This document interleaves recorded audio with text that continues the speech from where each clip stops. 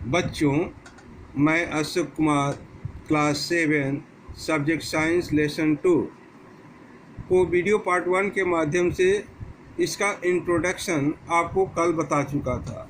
आप video part 2 के माध्यम से मैं आपको पढ़ाने जा रहा हूँ। ह्यूमन डाइजेस्टिव सिस्टम, मानव पाचन तंत्र। The human digestive system consists of the alimentary canal and its associated glands. The human digestive system consists of buccal cavity, mouth, esophagus, food pipe, stomach, small intestine, large intestine, rectum, and anus. There are also some glands which are associated with the human digestive system, like the salivary glands, liver and pancreas. Salivary glands are located in our mouth. अर्थात मानव पाचन तंत्र में सहायक नली और उससे जुड़ी हुई ग्रंथियां होती हैं। मानव पाचन तंत्र में निम्नलिखित अंग शामिल होते हैं: मुंह, ग्रसनी, पेट, छोटी आंत, बड़ी आंत, मलाशय और गुदा। कुछ ग्रंथि भी होती हैं जो मानव पाचन तंत्र से जुड़ी होती हैं, जैसे लार ग्रंथि, यकृत और अग्नाशय। लार ग्रंथियां हमारे मुंह में स्थित होती हैं। मानव पाचन तंत्र के निम्नलिखित अंग हैं।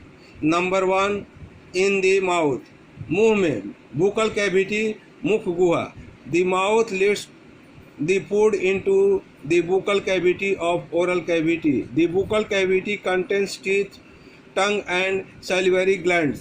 The teeth cuts the food into small pieces, chews and grinds it. The salivary glands secrete a watery juice called saliva. The tongue helps in mixing the saliva with the food. Saliva is digestive juice which help to digest the starch present in the food.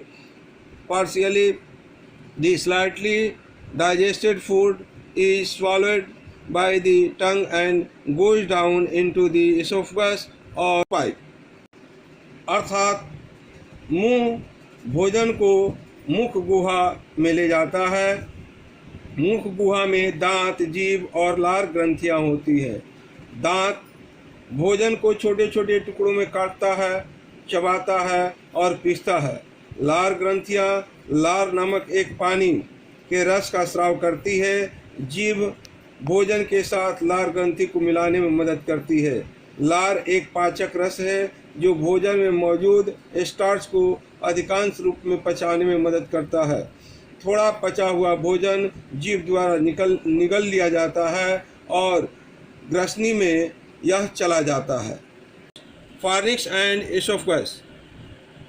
The tongue pushes the chewed food into a short muscular tube called the pharynx. From the pharynx, the food goes into a long and narrow muscular tube called the esophagus. Esophagus carries the slightly digested food from the mouth to the stomach through the peristalsis movement of the muscula of the esophagus.